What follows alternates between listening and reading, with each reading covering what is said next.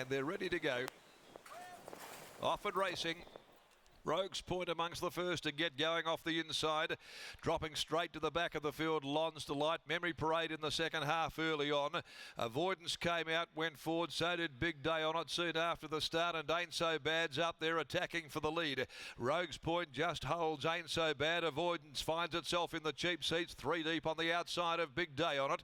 A length and a half behind those to Boa Boy, Cavallo Red. Trespassing getting up on the inside of Memory Parade. Then Split Jeté, who's 3 deep in the second half of the field. Cruise to Victory is next, and the tail ender is LONSDALEITE. They've gone past the 500 mark, and the Ghostly Grey leads them. Rogue's Point just in front of the mare, Ain't So Bad. They're about to pair off, coming to the turn. Avoidance has had to work and being hunted along. Back near the inside, looking to work away from heels. Then is Big Day on it. Boa Boy is there. Then Cavallo Red. Now Memory Parade is back in a bit of congestion here at the 200 markers. Ain't So Bad grabbed the lead, moved about 3/4. Avoidance, Cavallo Red. Here comes LONSDALEITE though with a wet sail. Look at LONSDALEITE out near the middle of the course, gobbling them up. Goes to Cavallo Red, grabs the lead and gets home by a head.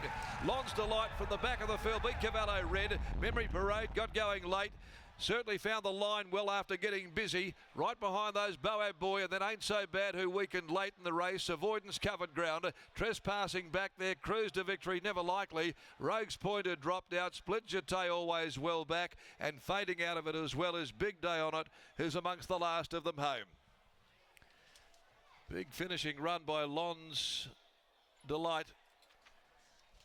And they didn't forget to have a little tickle either, 11 into 8. So look at the ice cream here for those that wanted to be aboard LONSDALEITE. Back there for Holly Watson, and has charged down the outskirts to beat home Cavallo Red first up. Memory Parade back there in the centre, just got a little congested there in that traffic and took some time to get clear, as opposed to LONSDALEITE, who put the spinnaker up and sailed down the middle of the course to get home and win for the 5th time in 27 runs. 1:11.26 is the time, 35.62 the back end 600. 2 wins from its past, 3 for Mitch Pateman, and getting home by a long head, a length, splitting second and third at the conclusion. 4, 9, 10, 5 are the numbers. LONSDALEITE first, 9 Cavallo Red second, 3rd 10 Memory Parade, and 5 Boa Boy at its first run for Simon Miller in 4th placing. So we're more than ready. Lytton Princessa Gelding for J. Gross. A. Embley, Select Thoroughbreds, A. Gross. M. Mutanovic, D. McQuillan, A. Catalano, V. Napoli, N. Catalano, K. Clarkson, E. Catalano, M. Embley and J. Embley, and Holly Watson in the saddle there. She's timed to run beautifully. Hull coming from the back and picking them off. Cavallo Red has run a very forward race. First up for Team Casey, and Memory Parade just stuck back inside of them there. You could see the rider of Memory Parade, Chris Parnham, looking across to his right there and making sure that he had ample room to get clear. Got home okay, but needed more time to build momentum, and that was certainly what LONSDALEITE did exactly. The next today, the running of the Drummond Golf Handicap over 2,100 metres is clear of changes. Mitch Pateman's down in the yard there. Punters didn't forget to have something on LONSDALEITE, 11 into 8, and I'm sure that the trainer might have had a little piece of the pie as well. Oh, I am sure. We'll start there. Darren was just alluding to the fact that LONSDALEITE, 11 into $8. I suspect that was a nice result for you and the boys. It wasn't me.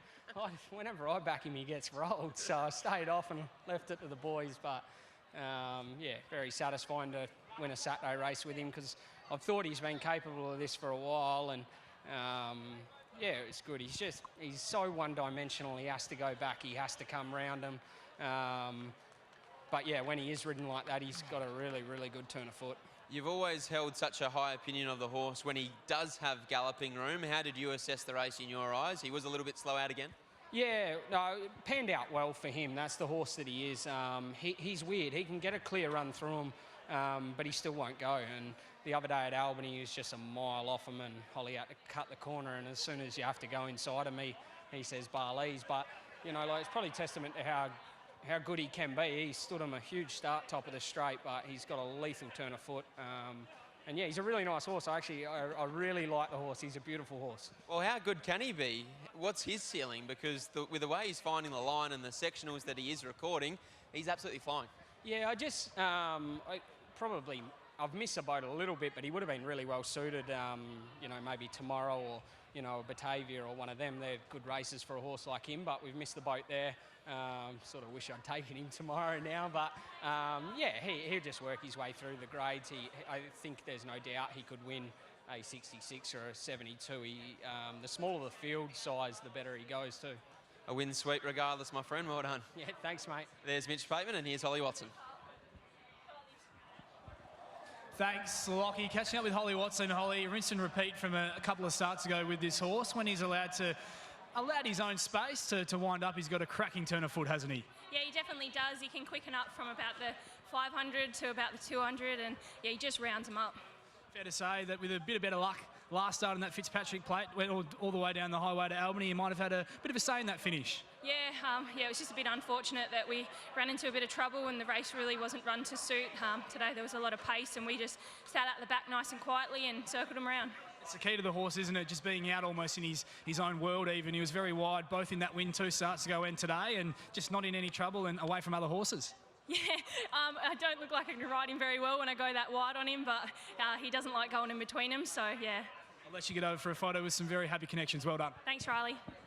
There's Holly Watson combining with Mitch Pateman and LONSDALEITE to take out the Peters Investments handicap over 1,200 metres, winning 2 of his last 3, and he is absolutely flying at the moment for Mitch and Holly, and a number of very, very happy connections, which is great to see. But our attention now turns to the 4th at Esperance. It's been a great start to the day thus far, but the 4th is the Farmgate handicap over 1,100 metres, and horses are en route to the